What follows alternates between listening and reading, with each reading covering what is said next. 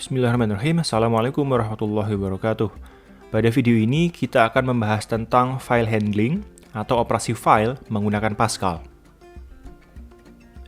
Operasi pertama yang akan kita bahas adalah operasi menulis ke file. Untuk melakukan operasi apapun terhadap suatu file, kita harus membuat sebuah file handle untuk file tersebut. File handle adalah suatu pointer atau penunjuk yang menunjuk ke file yang kita inginkan.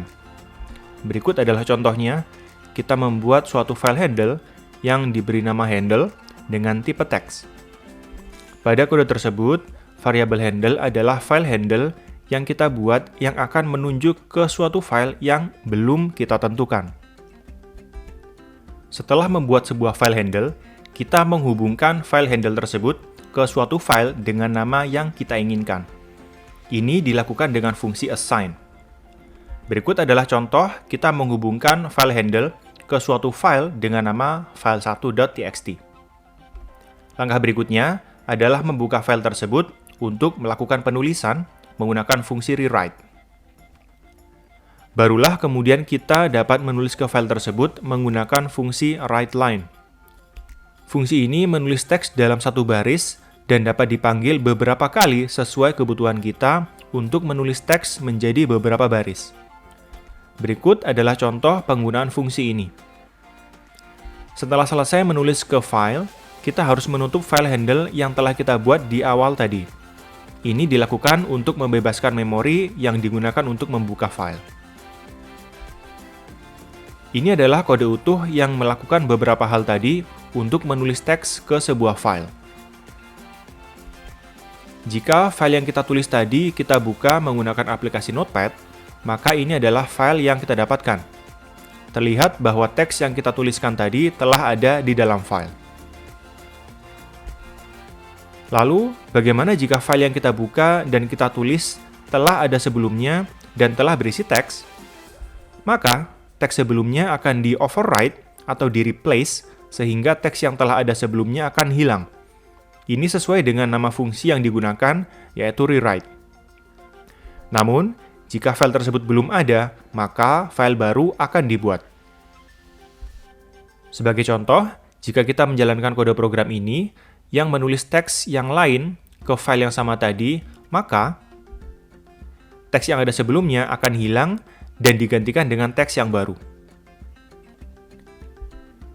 Jika kita tidak ingin teks yang telah ada sebelumnya hilang, maka kita dapat melakukan operasi append. Operasi append adalah menambahkan teks ke akhir suatu file yang telah ada tanpa menghapus teks yang telah ada. Langkah yang perlu dilakukan sama dengan operasi menulis yang sebelumnya tadi, hanya satu fungsi yang perlu diubah, yaitu fungsi rewrite, diubah menjadi append. Ini adalah contoh kode program yang diperlukan untuk mengappend suatu file.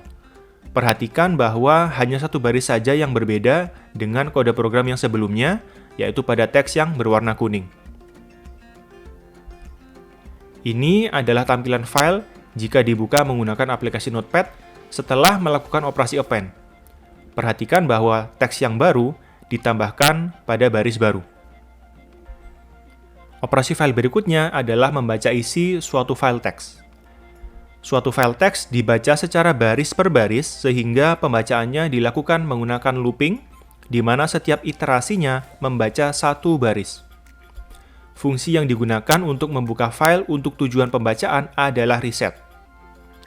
Kemudian, ada fungsi EOF yang merupakan singkatan dari end of file yang digunakan untuk mengecek apakah kursor telah berada di akhir file atau belum. Jika belum, maka pembacaan file masih bisa dilanjutkan hingga ke akhir file. Selain itu, sebuah variabel perlu dibuat untuk menampung setiap baris teks yang dibaca.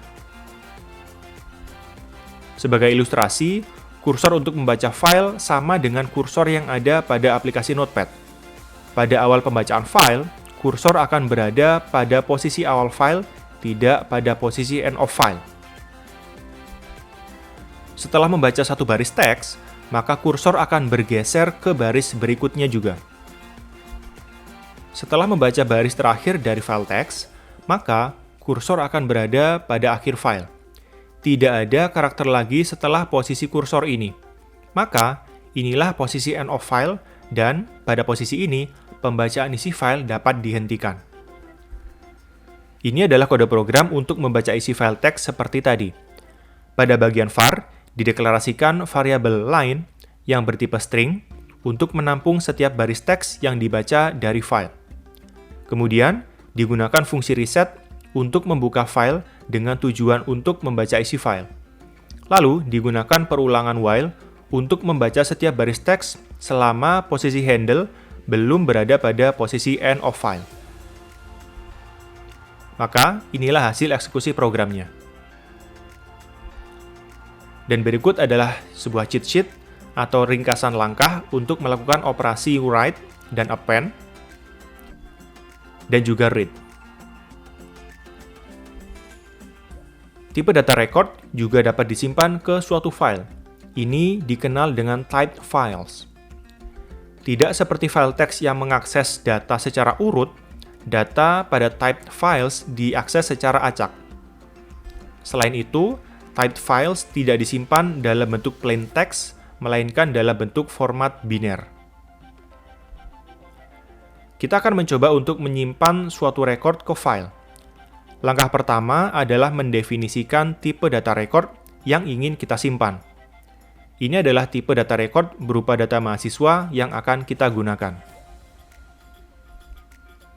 Kemudian, seperti biasa, file handle harus dibuat lebih dulu. Kemudian, kita mengisi data sampel student dengan isian name, dan age seperti ini. Selanjutnya, langkah penulisannya hampir sama dengan yang sebelumnya. Hanya ada satu catatan, yaitu fungsi yang digunakan untuk menulis adalah write, bukan write line. Ini adalah kode program utuh untuk contoh ini. Setelah kode program tadi dieksekusi, ini adalah hasil data yang ditulis ke file jika dibuka menggunakan aplikasi Notepad. Berikutnya, kita mencoba untuk membaca data yang telah kita tulis tadi. Secara umum, langkah-langkah untuk membaca file berisi record sama dengan langkah-langkah untuk membaca file teks. Hanya saja, fungsi yang digunakan adalah read, bukan read line. Ini adalah kode program utuh yang diperlukan untuk membaca record berupa data mahasiswa tadi.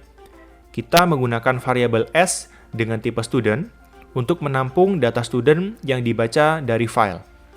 Setelah dibaca menggunakan fungsi read, maka kemudian datanya dapat ditampilkan menggunakan fungsi writeLine biasa.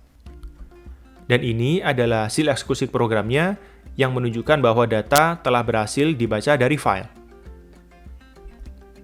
Sekian untuk video ini, terima kasih sudah menonton, semoga pembahasan pada video ini bisa dipahami. Pastikan untuk menonton video-video yang lain juga. Tetap semangat untuk belajar, dan jangan lupa untuk like, komen, dan subscribe. Assalamualaikum warahmatullahi wabarakatuh.